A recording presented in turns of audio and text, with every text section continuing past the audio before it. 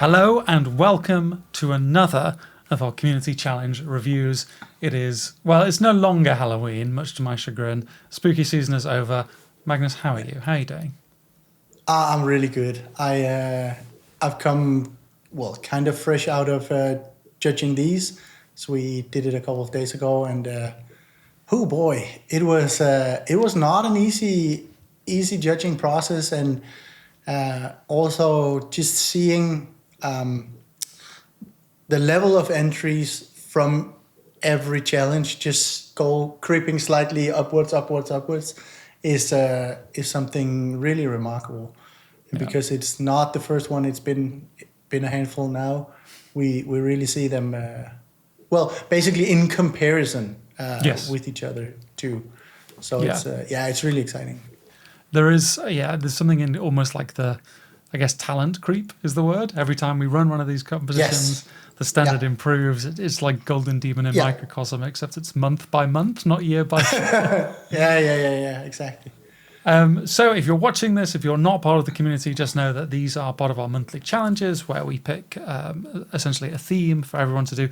This month it was spooky miniatures, that wide open field of anything that was potentially spooky. At the moment it's 8 hours. It's seeing what you can do in 8 hours and submitting that, which I've found that's been a really interesting one. Certainly, you can get quite far in a model in 8 hours, it turns out. But I digress. That is not what we're here to talk about. We're here to talk about all the wonderful spooky models that were submitted, and we'll start with the wonderful Mzroz. I think obviously with all of these, I always want your views first, the quasi-judge, quasi-reviewer. What do you think? Yeah, so, first off, I'll say I won't be judging anything at all through these, of course. This is, I do give a bit of feedback on these, but this is only for hyping. Yes. And there is a lot to hype. So first off, this one, Mzroz has really pushed on basically every parameter. Seeing this and his earlier entries, you can see that this is really a step up. Yes. The basing is much better, and the interacting between one kind of color hue of the base and then having the model stand out on that quite deliberately is really nice. He's even gone for some texture on this one, and it works out quite well for at least in my eyes. So this one is a big step up once more. And I mean, it's not that isn't true for a lot of entries, but especially for someone like Mzroz who has been painting less focused. I would say it's not like he hasn't been painting at all, but he's just spent time also army painting and stuff like that. So doing a single model on a scenic base is not his go-to, I'd say, and this one it's a really nice one. Yeah, absolutely. I think there's that wonderful thing you can do of chart someone's progress, certainly Mzroz, as kind of each month has rolled by, and although he still likes to give himself no time to finish his work, he likes the stress of a deadline, I guess. Just seeing that evolution is really, really quite special and exciting to see. I'm very partial to this graduated white into the darker blue hues. For like this very spectral thing, it gives that perfect spooky vibes. So a wonderful start, and yes, actually, very, very evil trees. I always like a tree with a face in. A very evil thing. So yeah, lovely work, Mzroz. Thank you so much for submitting. Next, we have Jess, one of our newer members of the community. I'm very partial to a death rattle skeleton. I also think getting good marks for appropriate spooky backdrops for the photo submission takes. But this is a lovely piece. Nice bronze stuff, suitably spooky. What do you think? Yeah, I'm exactly the same. I actually think the metals are quite good on this, in the sense that it has a darker and more saturated side on the shadow side, and then it has been re-highlighted with a paler gold on all the reflections on the lid side, and it's a bit hard to see on the photo, but the cloth itself has a bit of texture, and it's quite hard when you are, I'd say, less experienced to get texture right. Yes. In the sense that either it turns too big or too varied, or you don't have it close enough or whatever. And it's actually worked out quite well here, and it is something hard to pull off. And I mean, I'm just a sucker for a skeleton in general. We came from the Halgren Challenge and on another platform, and straight into this. So it's really hard to not just love a golden armored skeleton. Really nice piece. I think whenever I'm painting bone, that's my happy place. I can definitely see that here in Jess' work. So Jess, thank you so much for submitting. Lovely, another lovely entry. Lovely death rattle. Frostblight, another one that likes leaving things to the 11th hour. Yes, yeah. It's kind of, well, we have a few people who don't, but most people seem to be leaving it to 11th hour. Very last minute. Yeah. This is a conquistador. There's a conquistador's helmet, I guess. I think it is. It's this zombie it looks conquistador. It's some kind of animated skeleton at least. So I think it's a really lovely one. It's a bit sad that you don't actually get to see everything that is done with the piece from this one photo. You can kind of see it slightly from the foot and from the leg. That it has a bit of orange there. And it's because the exact opposite side of what we are seeing here is actually lit by an orange glow. So this piece is really sophisticated in the way that you have quite a lot of elements that you have to that go into kind of the same range of colors. You have a bit of green, bit of gray, bit of brown, but they are generally desaturated between the metals and the bones and the leathers and stuff like that.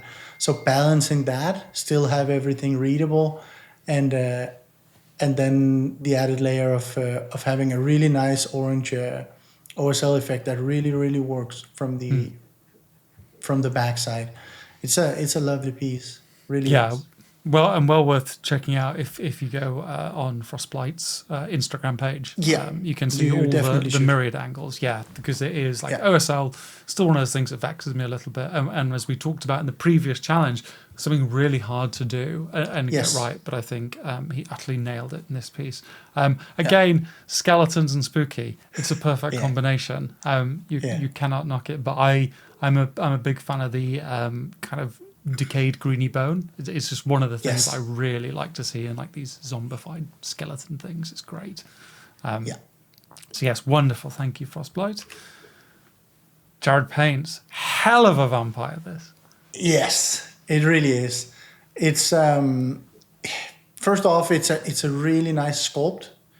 So you have a nice canvas to work on, and now the tricky part is to do it justice, huh? Yes. And they did. They really did. I particularly like the weathering on the cloak, and it also has a bit on the pants. It's really well done, and you can see. So it kind of has a warmer focal point lit from the top left side. And it's really working for me. I think it's a wonderful piece. This one too.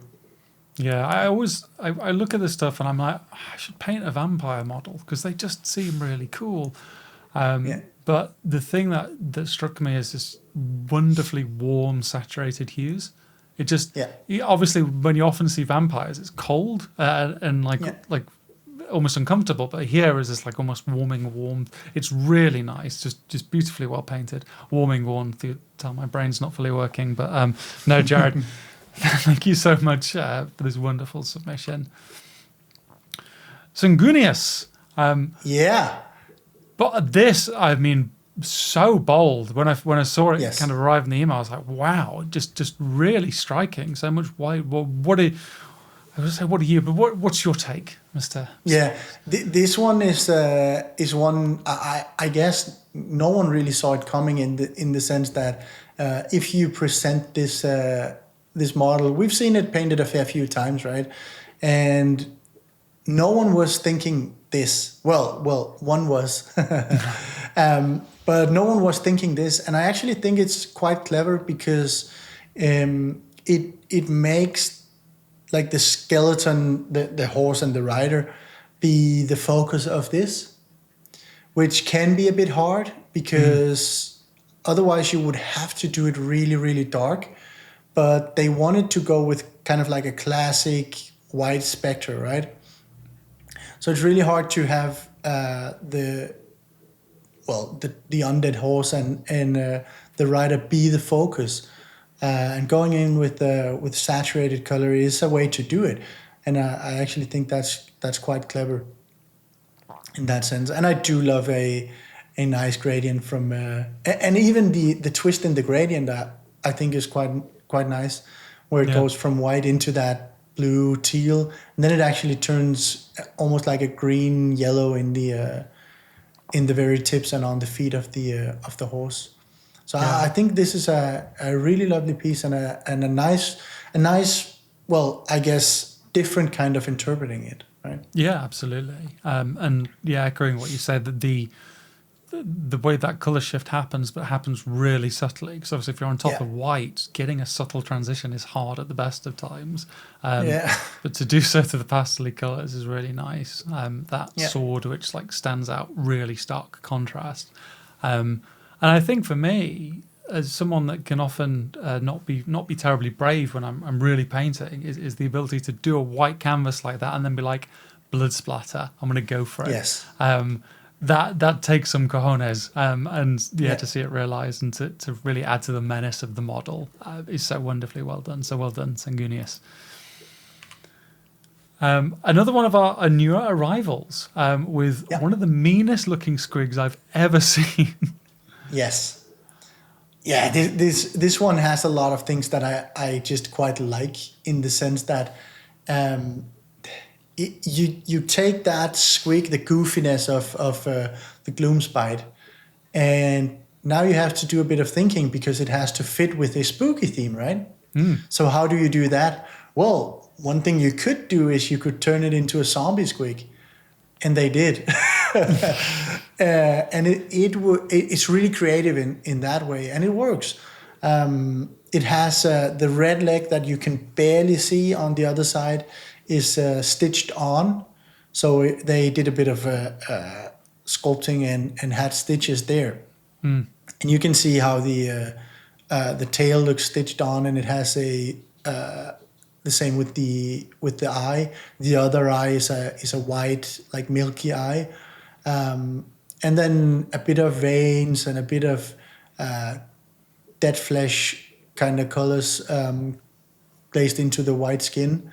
And I really enjoy that it is reds, magentas, violets, purples.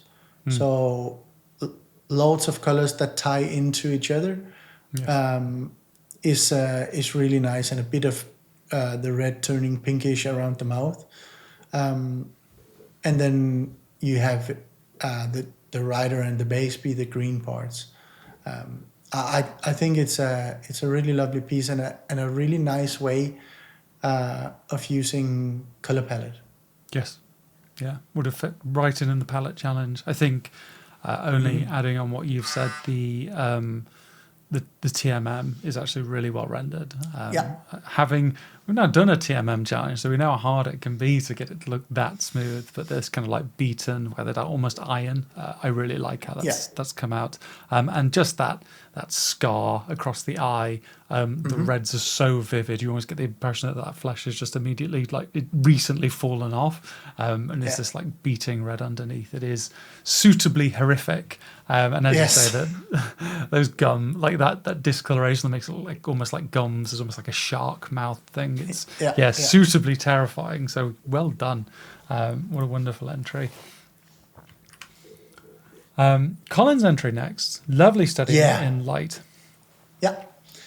This is a really nice study in light, and it's one of those where you can definitely see, like, that was what you wanted to get from this, right? Because it is such a main focus to have that one shadowed and then slightly lit from the overcell of the torch from one side, and then the pale light from the other side. It's a really, really nice piece. It's personally, I really enjoy the colors that are in the skin. One thing is painting that dead, gaunt skin, but putting color in there too. There are blues and a bit of magenta and purple in there, actually. So that is my biggest highlight, is the colors within that kind of lit side. Really nice painting. I think one of the signs that a piece is really successful, I think, is if it looks as if it's been kind of lit this way with studio lights. So like when you see this, and it's so easy for me to think, oh well, he's probably got a red light to the left and a pale light to the right, and then you're like, no, this is how it's painted, and it really suits as well. Coming off the photography video, where you could make decisions that really do enhance the work, and like having a dark background, you can almost imagine this guy coming out of the shadows. It's a really nice composition, even if it's like just a study in light, it's such a successful one. I think it's really well rendered. Yeah, exactly. Lens Hallgrim, the first of our Hallgrims. Yeah, we have a couple here, because it was right up to Hallgrim challenge. So naturally, a couple of those would sneak their way in. This is really lovely too. I mean, I'm such a sucker for it's not a limited palette, but almost, in the sense that you have the cold blues, a bit of slight tint of blue in the steel armor. And then you have on the other side the browns in the leathers, browns with a bit of ochre on top of it for the golds, and even a bit of brown on the in the shadows of the steel on the axe and stuff like that. And overall, it's just some tight painting, huh? Yes. Very tight painting, and came together very quickly. Yes. I seem to recall Len basically painted this over a course of a week, and then it was done and looks just fabulous. Yeah, it's one of the things with Lenny where he actually starts a project and finishes it quite quickly. Yes. It's one of the things that actually surprised me the most, is the amount of painting getting done within a fairly short time period. I'm not saying he does everything as an 8-hour challenge, but he does bang out some stuff, and when the quality is like this, that is really impressive. Absolutely. Lovely piece, and I now know this model intimately. I think we all do. Yeah. It's very easy to talk to how it's painted, so well done. Yeah. Johan's Space Marine Biologist. A dark horse entry. I wasn't expecting this, and it came in the inbox. No. Very nice. Yeah. So I have a lot of good to say about this, and to not ramble on for minutes and minutes, I'll highlight a couple of things that I really enjoy. So I really enjoy the subtlety in hue changes on the skin and on the dress too. So it's not only on the skin, but even the dress has been had a bit of a change in hue. The model itself is a bit, I won't say awkward, but depending on where you want the focal point to be, at least, it can be a bit awkward. And they absolutely nailed having the face as the focal point still for me. So I looked directly to the face, to the head, to the hair, and then my eyes kind of started drifting around. So yeah, that is something not that easy to do. These are my favorite highlights, but it's a fantastic piece in general. Yeah, absolutely. I mean, I'm a sucker for Mossy Stone. It's one of Yes. my favorite things. And just to see like the mossy tombstone, but then have the lettering so easy to read. That just doesn't happen. You have to do the kind of deep low lights, so to speak, to make sure that that's visible. Is really well rendered. And then just the way that the few gold pieces have set all this decay. It just balances. It's probably like a perfectly balanced paint job, which is something that I think is really rare to see. And just an understanding of, okay, well, if this is here, this is where I need to offset. So yeah, wonderful work, Johan. Really, really nicely done. Simon. Yeah. Another piece that came out of nowhere. Yeah. And this is another one where, I mean, so I don't know if you remember seeing this the first go around, but I saw him painting the first go around, and it was good, but he didn't think so. So he put it in a acid bath and ripped all the paint off, and then started over with an idea, but not like a clearly thought out plan. And even despite that, it turned into this. I think this is a wonderful, wonderful piece. The metallics, nice, dull, muted metallics, or NMM, so they don't steal the focus of the face. Having the OSL there from an angle, but not overpowering the focal point of the eyes and the face. Not that easy, actually. The skin itself has kind of tiny striped texture, which really only helps with the kind of sinewy, sunken in and decrepit look. I really think this is a fantastic piece. Yeah, and I think just because I'm painting this model currently for the 8-hour challenge. Yeah, you are. Yeah. And the understanding that the mouth does have a lot of wrinkles in the cast, but to pick them out and to pick them out in different hues, and then with the OSL is so hard to do, and to see it rendered. Like, I look at this and I just assume there's a light, just exactly with Colin's piece. There's just a light off screen doing all that hard work. It must be. And, it must be, because how else could you get that really bright red highlight in the cheek that just beautifully offsets the cheek? And then, of course, the eyes. It's piercing, monstrous eyes. This is, it's a really well-rendered piece. And actually has kind of quickly become one of my favorites of Simon's work. So, kudos, Simon. Really nice piece. Sean's. Yeah, this is such a nice piece too, huh? Yeah, I remember fawning over this when it was posted.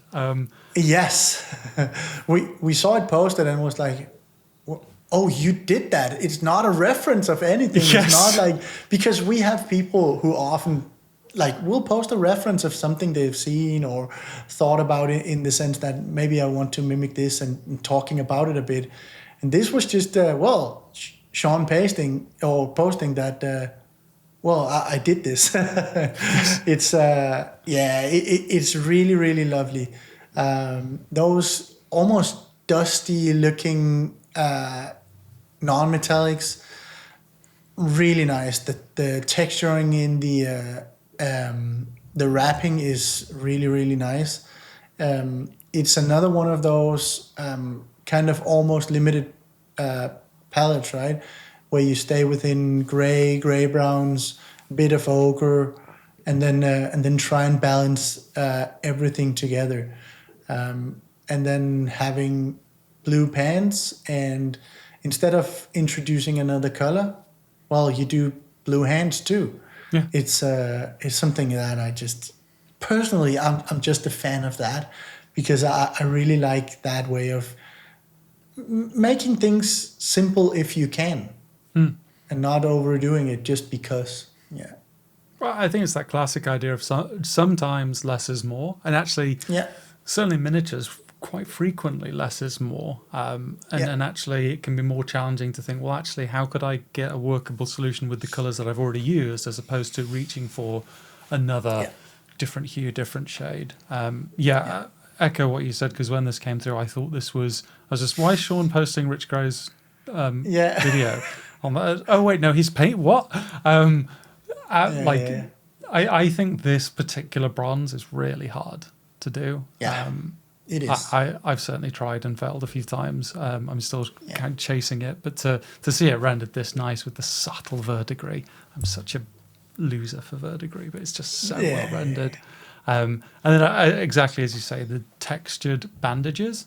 Those bandages are tiny, and to get a nice subtle bandage with volumetric light, really nice. Just really nice piece. And singular red eye just complements everything. Great to see. Tyke, horrifying pumpkin lord. Yeah, man. This one is I guess a bit controversial in the sense that Tyke was actually judging with me and Rudy, and he didn't know before, or well, maybe he did already start this and didn't really pick up on it. So he didn't really know that he was supposed to be judging.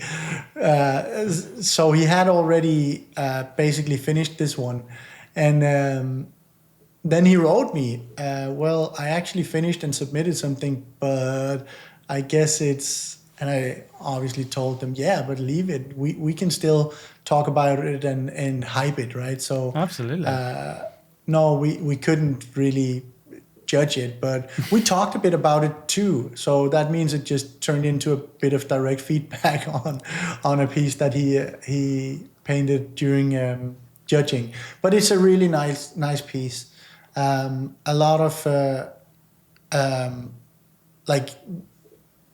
there is a lot of color, but it looks like to be brown and green. But the shadows have a lot of color actually, and Pumpkinhead is just I really like it. I think it's perfectly spooky. It's perfectly Halloween. It's and it has that vibe of the whole 90s action figure vibe, right? Yeah, and absolutely. It's hard not to love for someone who's was a kid in the 90s, right? So exactly. I really liked it. Yeah, this is the schlocky really horror era, and it's hard not to fall in love with it. Yeah. I would just say I really like the way that blue has been worked in every parts where the hay is coming out.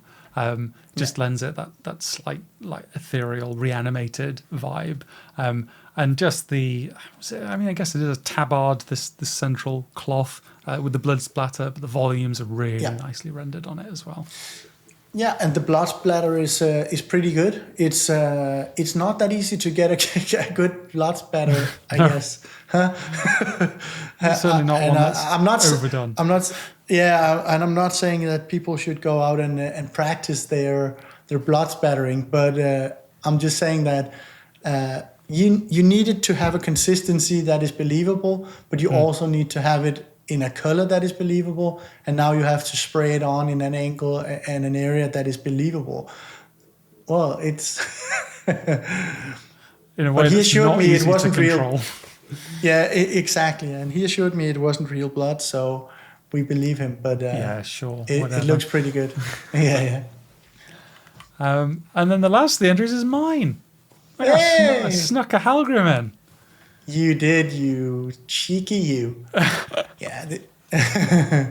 Well, obviously, because it was... I guess if you didn't do this one, you probably would have entered something else as Oh yeah, spooky season is Halloween so is my much. favorite. Exactly. This one is really lovely. We looked at it and we all agreed that this is such a big step up in basing from what we've seen before, which was really, really refreshing because it's not like you could paint before, right? We knew that. But seeing, I guess, more of the combined effort being put on the base was really refreshing. Taking the like you have saturated blue, saturated orange, and quite saturated green, and having all of those kind of balanced in the same piece can be quite tricky. So taking some of the orange or brown orange from the base and then having same oranges on the model, then having the greens present on the base, but pulling it up towards the model with the cloak, having the bones in an off green is really nice. So it's just well, and the painting is well, it's not half So- bad, huh? Yeah, this was my post Golden Demon piece. Yeah, it was. Yeah. And that like I think I keep going back to Helgrim, and it's just been like, oh, okay, well, number one, I really like painting it. It's a lovely model, and it is like it was just an opportunity. Like, okay, well, what have you learned from Golden Demon? You got to base better, and you have to work in more of the subtle environmental things that you've ignored, but not because it's part of the learning journey at the end of the day. Yeah. And it was a fun thing as well. Like tackling is something that I'd been afraid of. Learning from some of the stuff Mir had posted in regards to like rusty metal and things like that. So yeah, it was a fun piece. One I probably enjoyed every minute of, and I timed myself, so I knew I enjoyed every minute of it. Yeah. This is actually what I really like with these challenges, right? Is that people like push a bit out of comfort. Yes. Everyone did when they even just knowing that you're going to submit this, others will view it, someone will judge us. It's not like we are harsh judges that are there to take away points. Quite the opposite, actually. But it's more a matter of when you submit something and you know others will be critical about it and you submit it to a community so others can see it, you're already a bit vulnerable and you want to do your best, obviously. Right? So, yeah, I think that's the real, I guess, growth for people and the way to do these challenges. Yeah, just throw yourself into that. In fact, the only time I really missed it is when I was in that kind of Golden Demon Crunch and I missed the TMM challenge. And I'm like, I kind of, you wish, they're just fun to take part of. The stakes are lower, and so you can just feel like you're more free. But with that, we get to our awards. Yes. Open format. As we've said, and yes, no preamble because people have been watching long enough. But our bronze winners, we have the three on the screen. Gone. Yeah, these are the ones we picked as the bronzes, and we did from we judged all of them on the backs of first, do they fit and are they spooky? And second, how do we like the painting, right? And all of these hit a level for us where we could confidently say, well, they know how to paint. They can definitely paint. And it's not that everybody, like, obviously could, but they did stand out a bit above some of the others. Yeah, absolutely. And each of them brings a slightly different thing. I think that's part of the reason I love this theme. Is it's just like spooky means many different things to many different people. Yes. But it's just the vibes, and each of the vibes on these pieces is really nicely done and really nicely rendered. So congratulations. Obviously, we'll have the full credentials in the Hall of Heroes as this goes out, which is one of my favorite things. Congratulations to our bronzes, our silvers. two bony boys right in the Two Silver bony Star. boys. Yeah. Silvers are obviously the ones in the silver army or armor, right? Yeah.